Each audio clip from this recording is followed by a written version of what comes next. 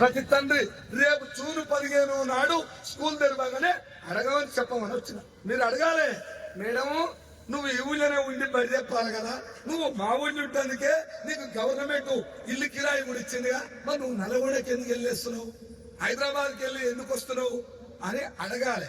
ఆ అడిగినప్పుడు ఆ సారు మేడము ఏమంటారో మీరు వినాలి.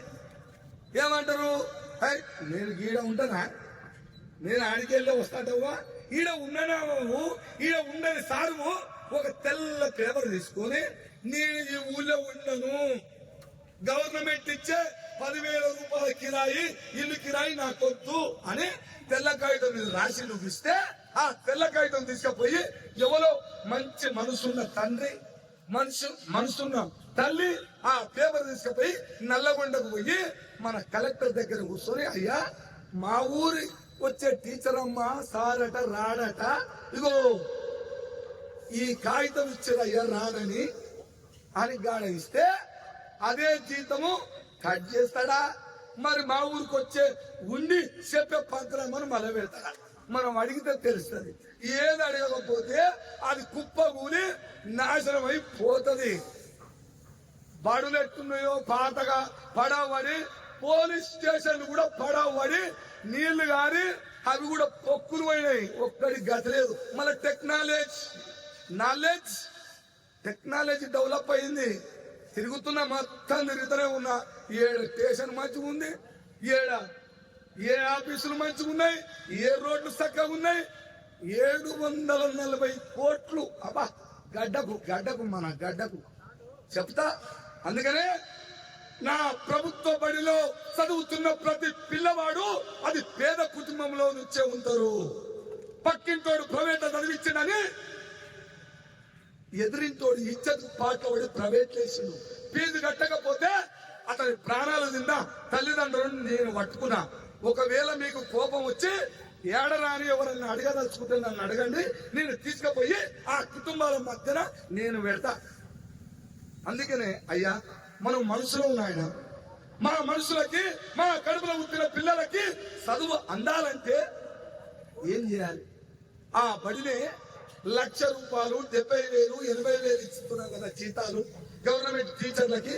అదే పడితే ఆ గ్రామంలో ఉన్న సర్పంచో వార్డు మెంబర్లో ఉప సర్పంచో ఒక వ్యవస్థ ఉంటది కదా, అది వ్యవస్థని మనమే క్రియేట్ చేసుకున్నాం కదా.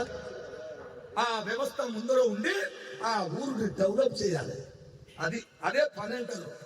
అయినా తిరిగినా అంటే తిరిగినా ఏముంది ఇదే మాట. ఏముంది, ఏమొస్తాయి, ఏం రావాలి చెప్పు. ఈ మాటలు చెప్పుకుంటా నా తెలివి వచ్చిన కాయ చూస్తారు. 20 ఏళ్ళ నుంచి చూస్తారు ఇదే ముచ్చట.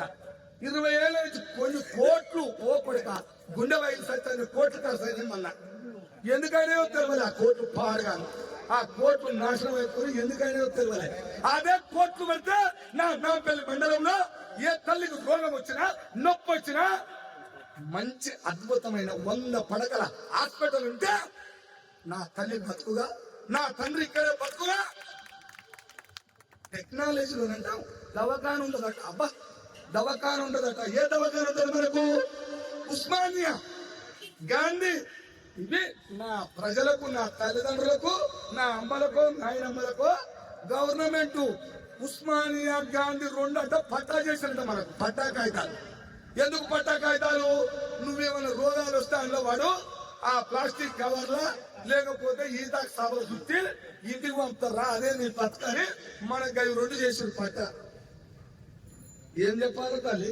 ఈ మాటలు చెప్తుంటే ఇవి నిజమేనో అబద్ధమేనో ఏమనుకుంటారో అనుకోండి. ఇంకా పెద్ద పెద్ద చరిత్రలు, పెద్ద పెద్ద కథలు, నాటకాలన్నీ రాసి పెట్టుకొని ఇస్త్రీ తెచ్చి పెట్టిన ఇంకా జర ముందరుంది పండుగ.